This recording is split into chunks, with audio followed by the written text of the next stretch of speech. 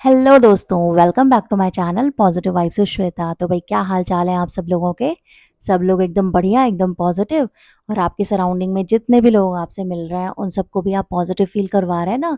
तो दोस्तों चलिए शुरू करते हैं आज का टॉपिक। और आज का जो मेरा टॉपिक है दोस्तों वो बहुत ज़्यादा पॉपुलर है और बहुत ही ज़्यादा ओवररेटेड टॉपिक है, that is law of attraction. तो सबसे पहले दोस्तों हम ये जो टर्म है लॉ ऑफ अट्रैक्शन इसको समझ लेते हैं। अट्रैक्शन का मतलब किसी भी चीज़ को अट्रैक्ट करना या किसी भी चीज़ की तरफ अट्रैक्ट हो जाना। जैसे कोई चीज़ हमें पसंद होती है तो हम उसकी तरफ ऑटोमेटिकली अट्रैक्ट हो जाता है, ये एक नेचर का लॉ है ना। अब जैसे दोस्तों हमारा मैग्नेट होता है तो मैग्नेट क्या करता है, मैग्नेट जितने भी हमारी मेटल की चीज़ें बनी हुई होती हैं उनको अपनी ओर अट्रैक्ट करता है, क्योंकि जो मैग्नेट है उसका बेसिक नेचर ही यही है कि वो मेटल की बनी हुई जितनी चीज़ें होंगी उनको अपनी तरफ अट्रैक्ट करेगा। तो ऐसे ही हम लोग भी होते हैं, हम ह्यूमन बींग्स भी ऐसे ही होते हैं। अगर हमारा mind as a positive magnet की तरह काम करेगा तो जितनी भी पॉजिटिविटी हमारे आसपास होगी हम उसको अट्रैक्ट करेंगे। और अगर हमारा mind as a negative magnet attract करेगा चीज़ों को, तो जितनी भी नेगेटिविटी अराउंड होगी तो वो सारी की सारी हमारी ओर अट्रैक्ट हो जाएगी। तो ये एक सिंपल सी बात हुई, नेचर ऑफ अट्रैक्शन हो गया।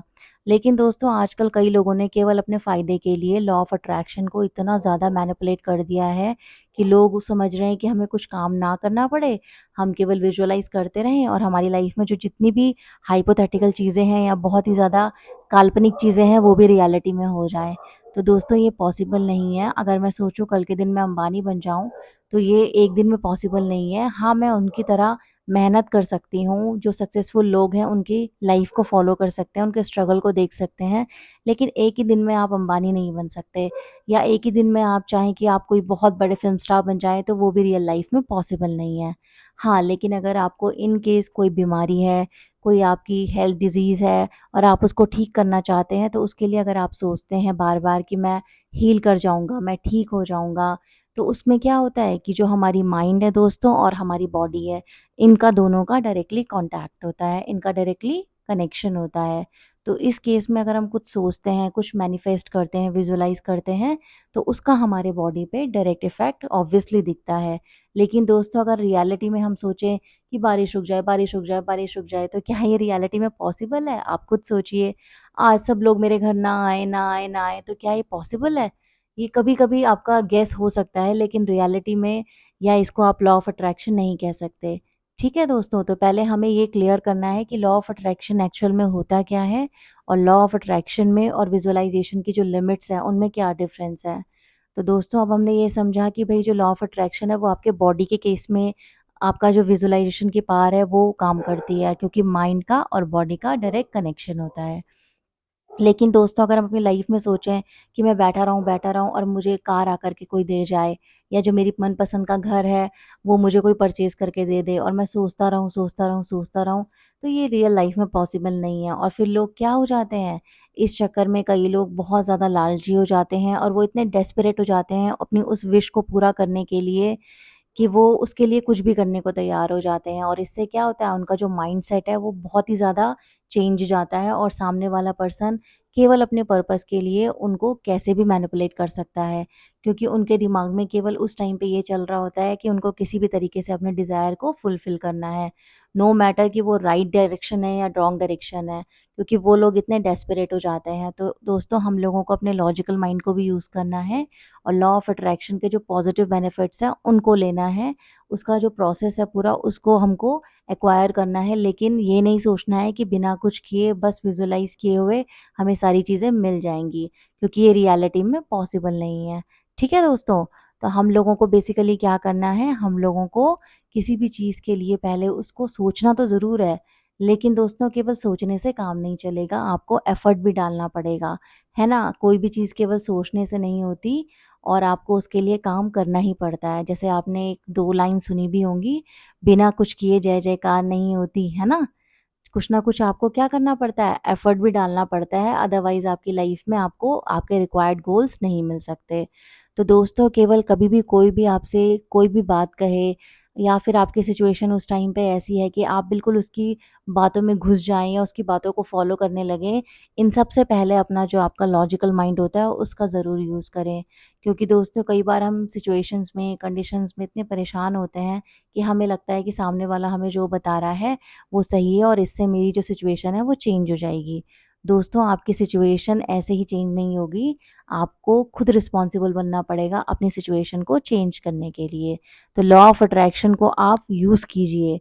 जैसे सपोज़ आपको कोई एग्ज़ाम निकालना होता है तो वहाँ पर आप लिख देते हैं ना कहीं पर वॉल में कि he succeeded who thinks he can, मैं तो यही लिखती थी। या फिर कभी कुछ और जो आपका कोट होता है वो आप लिखते हैं ताकि बार-बार, बार-बार आप उसको रिपीट करते रहें और आपका जो माइंड है उस चीज़ को बार-बार रिपीट करता रहे और आपको ये एश्योर करे कि नहीं आपका एग्ज़ाम क्वालीफाई हो जाएगा, आप अचीव कर लोगे। या किसी भी केस में आपकी मनपसंद जॉब है या आपका कोई भी डिसीज़न है, लेकिन दोस्तों बिना एफ़र्ट किए वो काम नहीं होगा। हाँ, जैसे हम लोगों को पुराने ज़माने में क्या होता था मंत्र होते थे ना, जैसे अगर किसी को हेल्थ सही करनी है तो उसके लिए कोई मंत्र है या फिर किसी को घर अच्छा चाहिए उसके लिए मंत्र है या किसी को अच्छा लाइफ़ पार्टनर चाहिए तो उसके लिए एक मंत्र है। तो मंत्र का मतलब होता था दोस्तों एक संकल्प, एक अफ़र्मेशन, है ना? तो अफ़र्मेशन करना अच्छी बात है, ग्रैटिट्यूड करना अच्छी बात है, लेकिन बिना एफ़र्ट किए आपको सब कुछ मिल जाएगा तो ये पॉसिबल नहीं है। हाँ, लॉ ऑफ अट्रैक्शन को आप एज़ ए थॉट प्रोसेस देख सकते हो कि ये आपको उस चीज़ को सोचने के लिए, उस चीज़ में फ़ोकस करने के लिए आपकी हेल्प कर सकता है। लेकिन केवल फ़ोकस करने से काम नहीं चलेगा, आपको एफ़र्ट तो करना पड़ेगा ना। केवल एग्ज़ाम के बारे में सोचने से कि मेरा एग्ज़ाम क्वालीफ़ाई हो जाए, क्वालीफ़ाई हो जाए, क्वालीफ़ाई हो जाए, तो ऐसा तो काम नहीं चलने वाला। आपको एफ़र्ट भी तो करना पड़ेगा ना, उसके लिए प्रिपरेशन करनी पड़ेगी, जितने टेस्ट का सिलेबस होगा उसके अकॉर्डिंगली आपको मेहनत करनी पड़ेगी, तब जा कर के आप कहीं एग्ज़ाम क्वालीफ़ाई कर पाओगे। तो दोस्तों लॉ ऑफ अट्रैक्शन काम करता है लेकिन अगर आप उसका यूज़ करेंगे सही डायरेक्शन में। केवल आँख बंद करके लॉ ऑफ अट्रैक्शन के पीछे मत जाइए, हाइपोथेटिकल चीज़ों में अपनी एनर्जी को वेस्ट मत कीजिए। बिना एफ़र्ट किए इस दुनिया में कुछ भी नहीं मिलता। तो सबसे पहले खुद पे और अपनी मेहनत पे भरोसा कीजिए। उसके बाद खुद को फ़ोकस करने के लिए आप लॉ ऑफ अट्रैक्शन का यूज़ कर सकते हैं, एक मंत्र की तरह।